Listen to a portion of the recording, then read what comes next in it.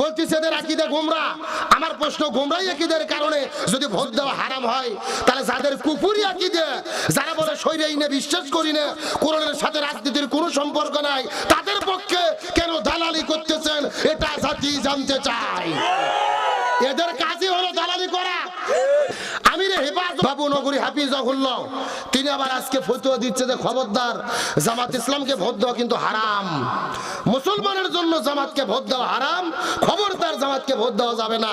আমি জামাতের বিরুদ্ধে যুদ্ধ ঘোষণা করলাম, জিহাদ ঘোষণা করলাম, বিএনপির পক্ষে জামাতের বিপক্ষে দাঁড়িয়ে জিহাদ ঘোষণা করলাম। ভালো করে বোঝেন, হেফাজত বলে যে আমরা অরাজনৈতিক সংগঠন, আমরা কোনো রাজনীতি করি না। তো আমরা আমিরকে বলতেছে আপনারা রাজনীতি করেন না, তো সারাদিন মাইক পাইলে এত ভোটের কথা বলেন কেন? কথা কোনাকা এই দলক ভোট দেওয়া যাবে, ওই দলক ভোট দেওয়া যাবে না, এটা কি রাজনৈতিক বক্তব্য না? সারা জীবন ফতোয়া দিচ্ছেন রাজনীতি করি না, আবার ভোটের আগে পাগলের মতো ফতোয়া দিচ্ছেন এই দলক ভোট দাও, ওই দলক দিও না, ওই দলক হারাম। কারণ কি? বলতেছে এদের আকীদা গোমরাহ। আমার প্রশ্ন, গোমরাহ আকীদার কারণে যদি ভোট দেওয়া হারাম হয়, তাহলে যাদের কুফরি আকীদা, যারা বলে শরীরে আইনে বিশ্বাস করি না, কোরআনের সাথে রাজনীতির কোনো সম্পর্ক নাই, তাদের পক্ষে কেন দালালি করতেছেন? এটা জাতি জানতে চায়। এদের কাজই হলো দালালি করা। গত 16 বছর আওয়ামী লীগের দালালি করেছে। এই বাবু নগরী বলেছিল 200 বছর আওয়ামী লীগ ক্ষমতা থাকলে কোনো আপত্তি নাই, জোরে কোন সুবহানাল্লাহ। এখন ওরা পালিয়ে চলে গেছে, আবার তলে তলে আর এক দলের তেল মারা শুরু করেছে। দু ভাই হাত দিয়ে অনুরোধ করে বলি, আপনি মুরব্বী, বাংলাদেশের প্রবীণ আলেম, আপনাকে আমরা শ্রদ্ধা করি, ভালোবাসি। এই দেশের জনগণ কাকে ভোট দেবে না দেবে তারা চিন্তা ভাবনা করবে। আপনি একটা আলেম হয়ে কেমনে ফতোয়াবাজি করে ভোট দেওয়া হারাম বলতেছেন? হারাম কোন ভিত্তিতে বললেন? কোরআন হাদিসের দলিল কি? এটাকে জাতির কাছে আপনার প্রকাশ করা দরকার। কারণ ভালো করে বোঝেন, হেফাজত হচ্ছেন কওমি ভিত্তিক দল। এই কওমি অঙ্গনের যত বড় বড় রাজনৈতিক দল আছে, জমিয়ত দল গেছে বিএনপির সাথে, আবার আল্লামা মামুনুল হকের খেলাফত গেছে জামাতের সাথে। দুই গ্রুপের মধ্যে কওমিরা নাই আছে? তে আপনি কেন, লোক তো সব গ্রুপের ভেতরে আছে, আপনি কেন এক দলের পক্ষে দালালি করে আর এক দলের বিরুদ্ধে ফতোয়াবাজি করবেন? অনুরোধ করে বলি, শেষ বয়সে দয়া করে নিজের সম্মানকে নিজে নষ্ট করবেন না। আপনারা নীরব থাকেন, এই জাতি যাদের ভালো মনে করবে, সাপোর্ট করবে, তারা দেশ চালাবে, আমাদের কোনো আপত্তি নাই। দয়া করে জাতির ভেতরে বিভ্রান্ত করার চেষ্টা করবেন না। আসেন, যে কথা বলতে চাচ্ছিলাম, রাসূলের সিরাতের শিক্ষা, যিনি মসজিদের ইমাম হবে তাদেরকেই সমাজের ইমাম হতে। আমার বন্ধুগণ, মুসলমান ভাইরা গভীর মনোযোগ লক্ষ্য করুন। কোন দিকে নজর নাই, কোন দিকে তাকাতাকি নাই। কথাগুলো সুন্দর করে মনোযোগ দিয়ে বুঝবেন। কোরআন হাদিসের আলোকে চুম্বক কিছু কথা বলতে চাই। আমার নবীজি বিদায় হজের দিনে সলক্ষ সাহাবীদের সামনে কত চমৎকার করে ডাক দিয়ে বলেন, সাহাবীরা, আমি একদিন দুনিয়ার মধ্য থেকে বিদায় নিয়ে চলে যাব। আমি তোমাদের জন্য দুইটা জিনিস রেখে যাব। এই দুইটা জিনিস যদি তোমরা আঁকড়ে ধরতে পারো, কখনোই তোমরা পথভ্রষ্ট হবে না। এক নাম্বার কিতাব আল্লাহ, দুই নাম্বার সুন্নাত রাসূলি।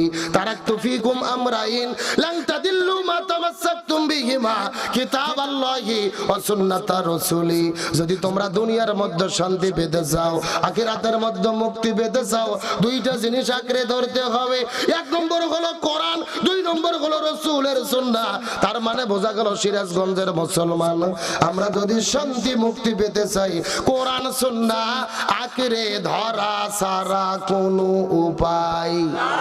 আচ্ছা, কোরআন সুন্নাহ ছাড়া শান্তি আসবে না, এই ওয়াজ কি করলে কোনো সমস্যা আছে? তাহলে দুই তিনজন পিছন থেকে উঠে গেল, আর কারা? না না না না, কোরআনের আইনের কথা শুনে উঠে যাওয়া লক্ষণ খারাপ। এরা পেশাব করে যদি জাগার মাল জাগাত ফেরত না আসে, তাহলে মনে করবেন এদের মধ্যে ভেজাল আছে। আমার বন্ধুগণ, মুসলমান ভাইরা গভীর মনোযোগ লক্ষ্য করুন। আমাদের নবীর যে জমিনের মধ্যে শান্তি কায়েম করার জন্য 17 বছর বয়সের ভেতরে এই জমিনের মধ্যে একটা দল গঠন করেছিলেন, যে দলের নাম হলেন হিলফুল ফুজুল। কি নাম বললাম? কথাগুলো সুন্দর করে মাথার মধ্যে ঢোকানোর চেষ্টা করেন। হিলফুল ফুজুল নামক দলটা গঠন করার পরে 17 বছর থেকে শুরু করে 40 বছর পর্যন্ত নবীজি 23 বছর ধরে চেষ্টা করলেন এই দুনিয়ার মধ্যে শান্তি কায়েম করার জন্য। কিন্তু নবীজি দুঃখের বিষয় হলো শান্তি কায়েম করতে পারলো। এই সিরাজগঞ্জের মুসলমান গভীর মনোযোগ, নবীজি 23 বছর ধরে চেষ্টা করেছে, কিন্তু জমিনের ভেতরে শান্তি কায়েম করতে পারে পারলো না। কিন্তু নবীজির বয়স যখন 40 বছর হয়ে গেল, আল্লাহ নবীজির উপরে কোরআন নাজিল করলেন।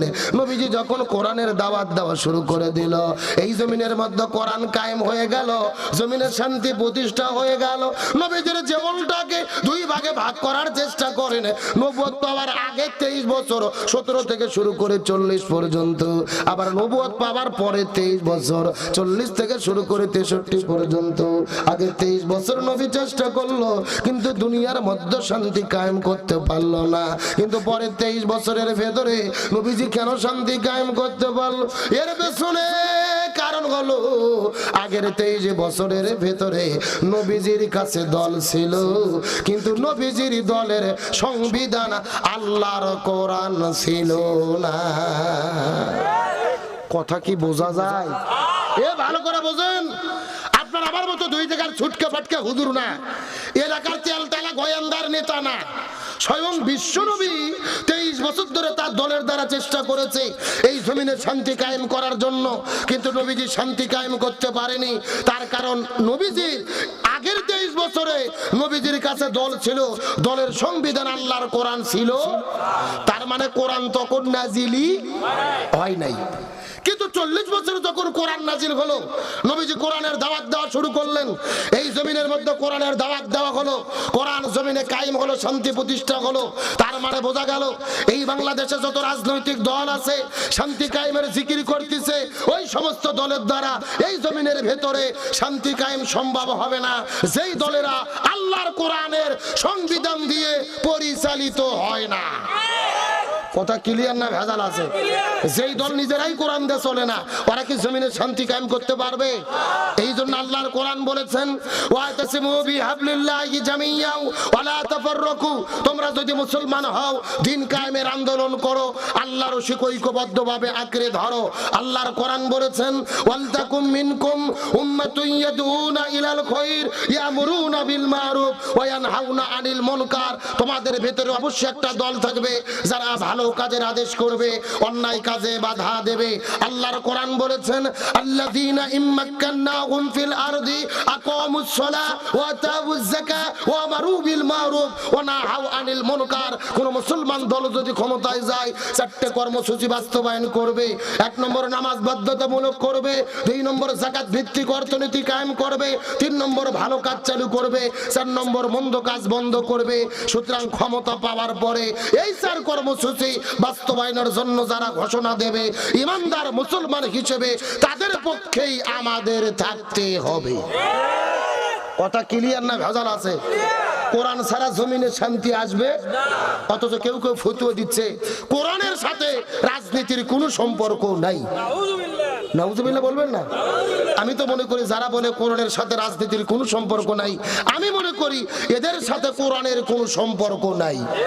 তারা যদি কোরআন পড়তো, কোরআন বুঝতো, কোরআনের সাথে সম্পর্ক রাখতো, এমন কথা বলতে পারতো। আবার নেতা বলতেছে আমরা শরিয়া আইনে বিশ্বাস করি না। জোরে বলেন। আচ্ছা বলেন তো, শরিয়া আইন মানে কিসের আইন? কোরআনের আইন, হাদিসের আইন, আল্লাহর আইন, রাসূলের আইন। সুতরাং যারা বলে শরিয়া আইনে বিশ্বাস করি না, এরা কখনো মুসলমানের বাচ্চা হতে পারে না।